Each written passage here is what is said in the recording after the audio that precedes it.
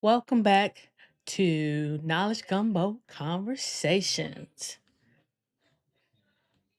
This is where we talk about things that are relevant to those of us of a certain age, of Gen X and older. Uh, Starting off this evening's conversation, uh, having thought about from last week's newsletter how if we don't document our stories, if we don't tell our stories, if we don't share our stories, if we don't make our voices powerful, we can be erased. And that is the case with the woman I highlighted in last week's newsletter, Jessie Redmon Fauset. I believe that's how it's pronounced. She was practically almost erased from the Harlem Renaissance. Because when you hear people talk about the Harlem Renaissance, you think about names like Langston Hughes, County Cullen, Claude McKay, June Toomer. Um, Trying to think who else kind of rolls off the top of your head when you think about the Harlem Renaissance. But none of those voices would have been developed, heard, and shared at the level they were had it not been for Jessie Raymond Redmond Fauset. And that is why I keep harping on we need to continue to share our stories. We need to continue to let our voices be heard, let our voices be known, let our voices be documented so that we can inform those coming behind us, so that the path that we tread, the path that we've made, don't get covered up by overgrowth, don't get buried, because success should leave clues, no matter what your level of success is. And what I really appreciate about her story and what I find really interesting is just that with her being at the level that she was, she wrote 4 novels during this time period. And that's more than any of these other well known published writers, poets that we discuss when we think about the Harlem Renaissance. Yet she is truly almost forgotten. And it had not been for a few years ago, people finding her works and now they're being studied, dissected, and shared, that what she created is being shared with the world.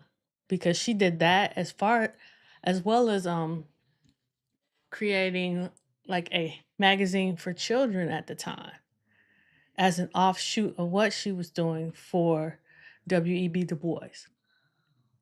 She was an amazing writer, and we would not have that knowledge if someone hadn't found what she was doing. I mean, people gave her credit here and there, but it was more word of mouth. It wasn't really documented about what she was doing. And that's why I continue to encourage you to document your stories, share your stories, have it be written, have it be shared. And now that we live in this internet age, this digital age, you can record your stories and you can upload them. And we know once you upload something to the internet, it never dies. It might get hidden, but it never dies. And I think she's a powerful woman, a powerful writer. And if you want to know more about her, I highly suggest that but you don't want to go too deep yet. Check out what I share with the audience for the newsletter, Knowledge Gumbo newsletter. So go ahead and scan that, and it will take you to a sign up page to pick up the newsletter where we share these kinds of things on a weekly basis. The newsletter comes out every Friday.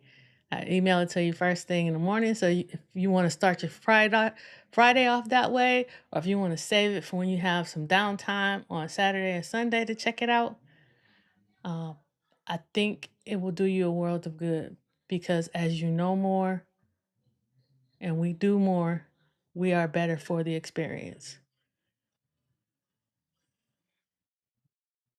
And the thing that I liked about her writing, and it brought back some memories for myself, is that her writing focused on middle class women and talking about their stories. And that was one of the reasons why she got pushed away and buried as a writer, because everybody wanted things that was grittier, more edgy, more masculine narratives.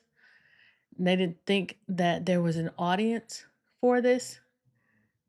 And that kind of reminded me of when we had a resurgence in literature with Terry McMillan starting the charge, that publishers didn't believe that Black women read or were going to purchase these kinds of novels that the characters looked like them, told their stories, came from their backgrounds.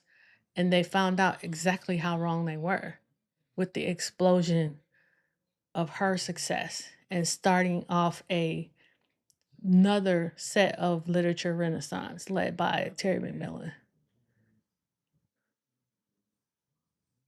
So please, don't let your voice be hidden. Don't let your voice be snuffed out. Share your stories, share your successes, share your failures. Be open to it, to doing both, because sometimes we get into that spot where uh, we got to where we are and nothing that came before that is worth telling or worth sharing. I don't want you to know how much I struggled. I don't want you to know the things that I failed at. And that's a bunch of crap, because it's the things that you did when you succeeded, but especially the things that you did when you failed, that make up who you are and who the person is looking at now and respecting and wanting to be like. So please document your stories. And if you're not so, what's the word? If you're not so concerned about what you're doing, document the stories of other influential women in your life. Ask them the questions that you've either been afraid to ask, you weren't sure you could. I mean, the worst they could do is say no. But if they say yes, you've opened up your world and your view to something that could be totally amazing. Because my cousins used to make fun of me because we had, when we were growing up, when I was little, we had a great great cousin. She lived to be 114 years old. But I've always been interested in history. So when I would visit my grandmother in the summers, I would always go to this cousin's house and hang out and listen to different stories, because she was born just after the end, I think right at the end of slavery. So she had lived through World War One and Two, Korean War, Vietnam War. She lived through the Depression. And she made history come alive for me, because now I was seeing it from a perspective of someone who looked like me and who someone who was related to me. It made history come alive. And we need to give that gift to the children in our lives and the children in our families that are coming after us. Because history is about more than places and dates. It's about the people. It's about the growth. It's about the successes. It's about the failures. It's just like the saying, you know, those who don't learn from history are doomed to repeat it. It's very true. History could help us avoid the pitfalls, because everything is cyclical. So that is, what we're looking at. So let's go to our next section. Address it. or let it go. Woohoo. I'm thinking about changing that to let it slide, but we'll see. Comment below. Let it go, let it slide. Trying to find something from the nomenclature from when I was younger uh, to see if that'll work better. But okay, today's address it or let it slide.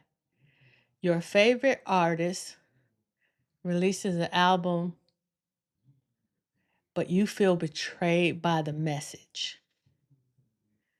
Do you address it or do you let it slide?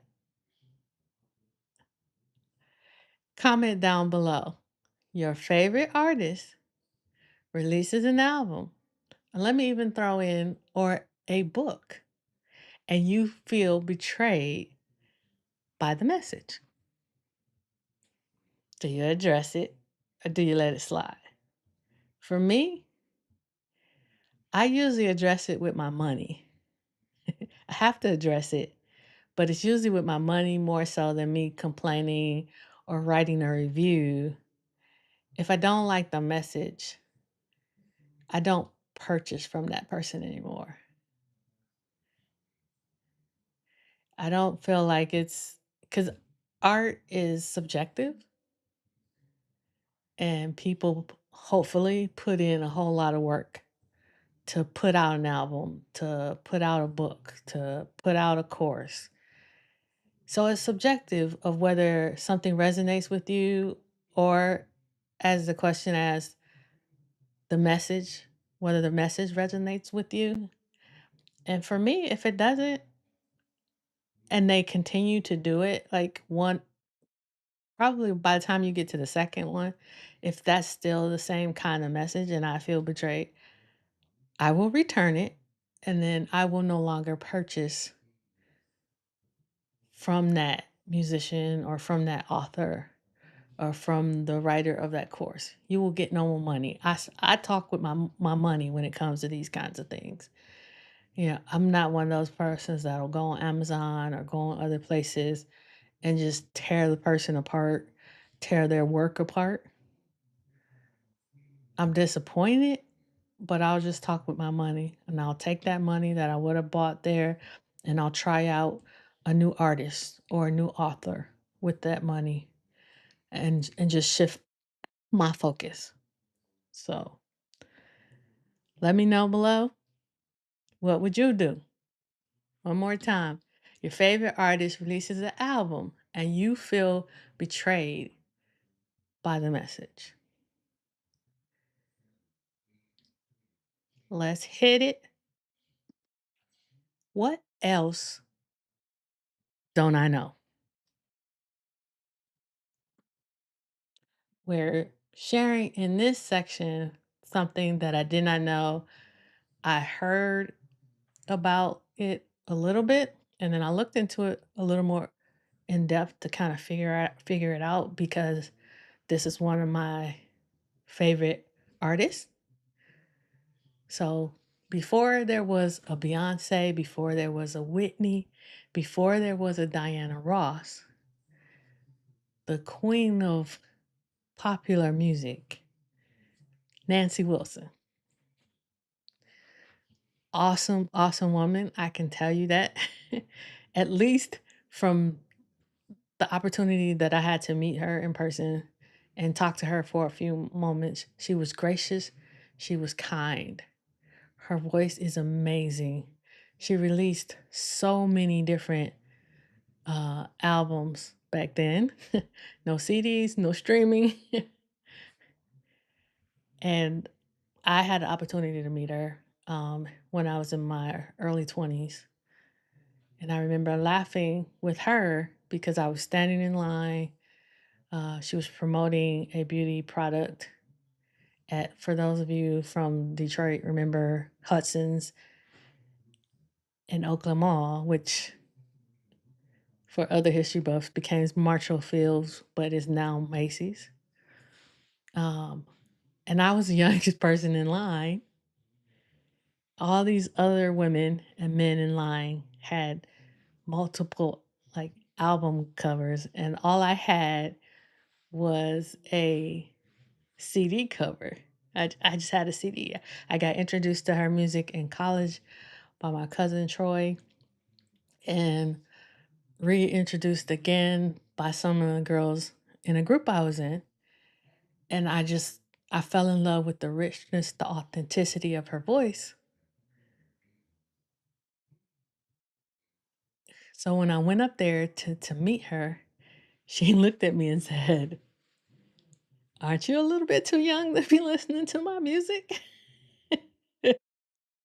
And I told her no, that my cousin turned me on to her, and I've been going back over her catalog as much as I could get access to it because that's the only good thing for me about things like Pandora and YouTube Music and Spotify is you can go back and check out a whole person's catalog. But we chit chatted for a minute, and she told me that this was her first time signing a C a CD, the leaflet from a CD cover. Because normally, like I said, everybody else that was in line that day, they all had albums. So she was used to signing album covers, and she told me mine was the first CD insert that she ever signed. And she started asking me all these questions because it just blew her mind that someone my age was really into her music. And people at the store had to remind her that there was still a line of people, but she was gracious and she was kind. And I appreciate her for that. But the story I'm telling and what I didn't know was at the time in an article she was interviewed for, and they asked her about her management, productions, and all lawyers and all that kind of stuff, and she was misquoted as saying that she had all white representation because there was no adequate blacks out there to do what she provide the services that she needed. But she never said that. She was misquoted. But Cecil B. Moore, who was the president of the NAACP in Philadelphia, took that quote, ran with it, confronted her, busted in her dressing room where she was performing, called her everything but a child of God. Especially, he wanted it clarified that he didn't call her a black bee, he called her an Aunt Jemima bee. Like that was any better. And he bought a table for 20 and sat at the front of her concert and heckled her. But she stayed a lady of class and grace and kept performing and not acknowledging him at all. And eventually the venue kicked him and his party out. But I'm surprised that 19 other people went with him. 19 other people sat there and let him say what she said. And there was no accountability for it. And what's even worse is he was brought before an NAACP review board and they let it slide. And he was reelected for another term. The more I learn about Black history, especially in the civil rights era, I knew there was a lot of misogyny in there, but I didn't realize the depth and the vitriol that came along with the misogyny throughout the civil rights movement. And to some extent, it exists still today. But I was appalled that a civil rights leader, and he is praised, and for some of the things he accomplished, he should be. But I think all of us need a more balanced view of what these people of who they really were and the whole scope of who they are. Because we tend to put people on a pedestal, but it's better for us when we have a well-rounded view of who a person was, the good and the bad, because it gives you permission to say, in some instances, I did something wrong, but I can make up for that and do something better. Even though he tended to double down on his views of her, I'm just appalled that other women didn't say anything. I'm appalled that other men did not come to her defense. I'm appalled that he was reelected to another term. And even though I'm appalled, sadly, I'm not surprised. Because we don't support each other enough. To me, it's a variation on crabs in a barrel. Because even if you were appalled by the quote and didn't know she was misquoted, why wouldn't you approach her and get clarification and get understanding? That's one of the things I like about Stephen Covey's The 7 Habits of Highly Effective People. One of the rules is to seek first to understand, then to be understood. He went from 0 to 100 and skipped all the steps in between. And instead of building a bridge, he burned it to the ground. So try to keep that in mind for yourself, so that you don't do those kinds of things. It's better to build bridges than to burn them. Because then you hurt yourself on one side and the person or people you could have connected with who are on the other side. That's all I've got for today. I appreciate everyone showing up and showing out. And I will definitely see you next week on the next edition of Knowledge Gumbo Conversations. Beat drops heavy, heartbeat steady, ready. Check the mirror, see a queen in the reflection. No doubt, full steam, no signs of deflection. Crown on my curls, world in my palm, march to my beat.